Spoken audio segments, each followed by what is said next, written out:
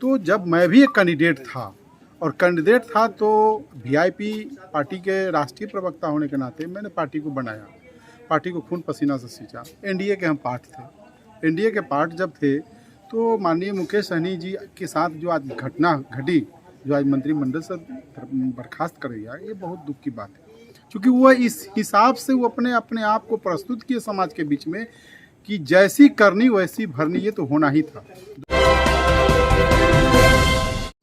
नमस्कार, आप देख रहे हैं सिटी पोस्ट और मैं हूं अभिषेक मिश्रा। इस वक्त हम बात करेंगे किशन चौधरी जी से, और किशन चौधरी जी से हम बात करने जा रहे हैं। आपको याद होगा किशन चौधरी जी से थोड़े दिन पहले हमने एक और इंटरव्यू लिया था। एक वक्त ये माना जा रहा था किशन चौधरी जी आरजेडी की तरफ से बोचहां सीट पर उम्मीदवार हो सकते हैं। पता नहीं आखिरी वक्त में खेल खराब हुआ या आरजेडी मन बना चुकी थी अमर पासवान को टिकट देने का, लेकिन हमारे पास जो जानकारी थी यही जानकारी थी कि किशन चौधरी जी ने मुलाकात की है दिल्ली में आरजेडी के बड़े नेताओं के साथ। वो तस्वीर भी सामने आई और फिर हमने आपको बताया किशन चौधरी जी उम्मीदवार हो सकते हैं। ऐसा हुआ नहीं। किशन चौधरी जी इस वक्त हमारे साथ हैं और हम मुजफ्फरपुर में हैं। अभी थोड़ी देर पहले मुजफ्फरपुर से सांसद अजय निषाद इनसे मुलाकात कर गए हैं। बेबी कुमारी भी आई थी जो बीजेपी के उम्मीदवार हैं। तो कहाँ तो किशन चौधरी जी आरजेडी के उम्मीदवार होने वाले थे, संभावित उम्मीदवार थे बोचहां सीट से, और कहाँ अब बीजेपी के उम्मीदवार इनसे मदद मांग रहे हैं। अभी सांसद महोदय आए थे, उम्मीदवार बेबी कुमारी भी आई थी। देखिए, सांसद साहब का स्वागत है हमारे आवास पर और बेबी जी को भी आवास पर स्वागत है। बहुत मतलब सम्मान के साथ उन्होंने हमारे पास में आए हैं।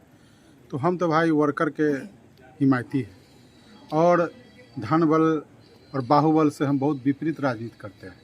अब बोचहां की धरती सामाजिक न्याय और गरीब गुरबा की धरती है, वहाँ हमेशा से संघर्षशील व्यक्ति को सम्मान मिला है। बेबी कुमारी की पहचान एमएलए के रूप में नहीं है। बेबी कुमारी जनप्रिय नेता हुआ करती थी और उसने निर्दलीय चुनाव जीती बोचहां से, क्योंकि वो वर्कर थे, वो पैसे के बल पर राजनीति नहीं की। तो जब मैं भी एक कैंडिडेट था और कैंडिडेट था तो वीआईपी पार्टी के राष्ट्रीय प्रवक्ता होने के नाते मैंने पार्टी को बनाया, पार्टी को खून पसीना से सींचा। एनडीए के हम पार्ट थे। एनडीए के पार्ट जब थे तो माननीय मुकेश सहनी जी के साथ जो आज घटना घटी, जो आज मंत्रिमंडल से बर्खास्त कर दिया, ये बहुत दुख की बात है, क्योंकि वो इस हिसाब से वो अपने आप को प्रस्तुत किए समाज के बीच में कि जैसी करनी वैसी भरनी, ये तो होना ही था। दुख है हमें कि हमने जिस पार्टी को बनाया उसको अपने हाथ से सत्यानाश कर लिया। रही बात बोचहां विधानसभा उपचुनाव में, मैं भी एक प्रत्याशी के रूप में था। आरजेडी और हम चूँकि कर्ज करता है और ईमानदार कर्ज करता है कि वो सभी शीर्ष नेताओं का सम्मान और प्यार मिलता है, सब चाहते हैं कि हमारे पार्टी में आ जाए। लेकिन मैंने तो आरजेडी का सदस्यता नहीं लिया था और आज भी नहीं है। कभी थे, किसी दौर में थे कि राष्ट्रीय जनता दल टूटा था तो उस पर लालू जी के साथ हम थे। बट क्या है कि अभी के दौर में जो बोचहां विधानसभा के लिए जो कैंडिडेट के लिए हमारी नाम आ रही थी, तो हमसे बहुत सारे शीर्ष नेताओं का संबंध के कारण मिलना जुलना था, बल्कि टिकट पर हमारी उनकी कोई बातचीत नहीं थी। और मैं स्वस्थ था कि एनडीए के उम्मीदवार हम होंगे, और जब एनडीए के उम्मीदवार हम नहीं हुए तो धन बल के बदौलत जो आरजेडी का जो टिकट जो लड़का प्राप्त किया है, कहीं से पॉलिटिकल ग्राउंड नहीं। अब आप बेबी कुमारी के साथ वोट मांगते नजर आएंगे? बिल्कुल मांगते आएंगे, क्योंकि बेबी कुमारी वर्कर है और वर्कर का सम्मान के लिए किशन चौधरी मैदान में जरूर है। आखिरी सवाल है, मुकेश सहनी पर कोई टिप्पणी आपकी? देखिए, मुकेश सहनी को भगवान बुद्धि दे कि जिस शुरुआती दौर में वो जीवन की शुरुआत किए थे राजनीति में, इससे सबक लेने की जरूरत है। लोकतंत्र में जनता मालिक है, कर्जकर्ता मालिक है, उसके बदौलत ही कोई शासन और सत्ता में आता है। लेकिन वो अपने आप को समझते थे कि मैं मालिक हूँ, बाकी सब नौकर है, और कंपनी की तरह वह पार्टी चलाए, जिसका अंजाम हस्र आप सामने देख रहे हैं।